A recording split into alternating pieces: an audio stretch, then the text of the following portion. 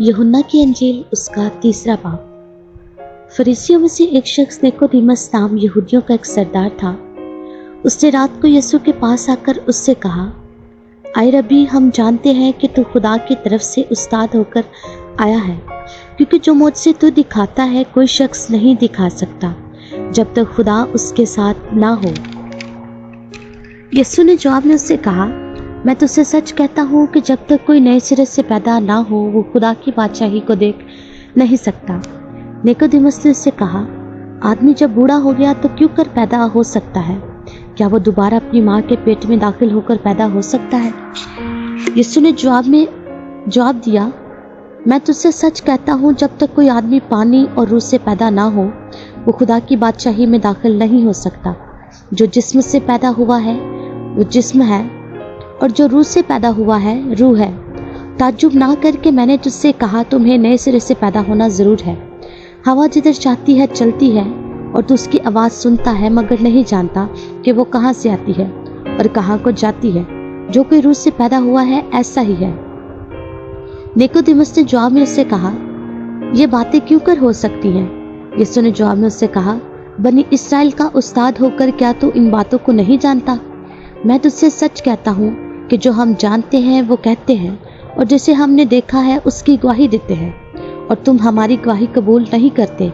जब मैंने तुमसे ज़मीन की बातें कही और तुमने यकीन नहीं किया, तो अगर मैं तुमसे आसमान की बातें कहूँ तो क्यों कर यकीन करोगे?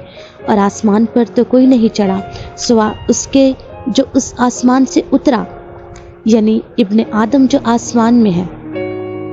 और जिस तरह मूसा ने शाम को बियाबान में ऊंचे पर चढ़ाया, उसी तरह ज़रूर है कि इब्ने आदम भी ऊंचे पर चढ़ाया जाए, ताकि जो कोई ईमान लाए उसमें हमेशा की ज़िंदगी पाए। क्योंकि खुदा ने दुनिया से ऐसी मोहब्बत रखी कि उसने अपना इकलौता बेटा बख्श दिया, ताकि जो कोई उस पर ईमान लाए हलाक ना हो बल्कि हमेशा की ज़िंदगी पाए। क्योंकि खुदा ने बेटे को दुनिया में इसलिए नहीं भेजा कि दुनिया पर सज़ा का हुक्म करे, बल्कि इसलिए कि दुनिया उसके वसीला से निजात पाए। जो उस पर ईमान लाता है उस पर सज़ा का हुक्म नहीं होता, जो उस पर ईमान नहीं लाता उस पर सज़ा का हुक्म हो चुका, इसलिए कि वो खुदा के इकलौते बेटे के नाम पर ईमान नहीं लाया। और सज़ा के हुक्म का सबब ये है कि नूर दुनिया में आया और आदमियों ने तरीकी को नूर से ज़्यादा पसंद किया, इसलिए कि उनके काम बुरे थे। क्योंकि जो कोई बदी करता है वो नूर से दुश्मनी रखता है और नूर के पास नहीं आता, ऐसा ना हो कि उसके कामों पर मलामत की जाए। मगर जो सच्चाई पर अमल करता है वो नूर के पास आता है, ताकि उसके काम जाहिर हो कि वो खुदा में किए गए हैं।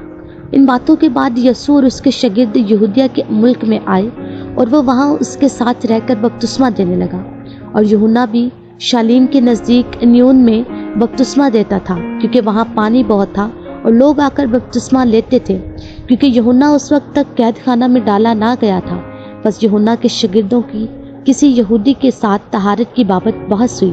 उन्होंने यूहन्ना के पास आकर कहा, आए रबी, जो शख्स यरदन के पार तेरे साथ था, जिसकी तूने गवाही दी है, देख वो बपतिस्मा देता है और सब उसके पास आते हैं। यूहन्ना ने जवाब में कहा, इंसान कुछ नहीं पा सकता जब तक उसको आसमान से ना दिया जाए। तुम खुद मेरे गवाह हो कि मैंने कहा, मैं मसीह नहीं मगर उसके आगे भेजा गया हूँ। जिसकी दुल्हन है वो दुल्हा है, मगर दुल्हा का दोस्त जो खड़ा हुआ है उसकी सुनता है। दुल्हा की आवाज़ से बहुत खुश होता है। बस मेरी ये खुशी पूरी हो गई। ज़रूर है कि वो बढ़े और मैं घटूं। जो ऊपर से आता है वो सबसे ऊपर है, और जो ज़मीन से है वो ज़मीन ही से है और ज़मीन ही की क्या कहता है। जो आसमान से आता है वो सबसे ऊपर है। जो कुछ उसने देखा और सुना उसकी गवाही देता है, और कोई उसकी गवाही कबूल नहीं करता।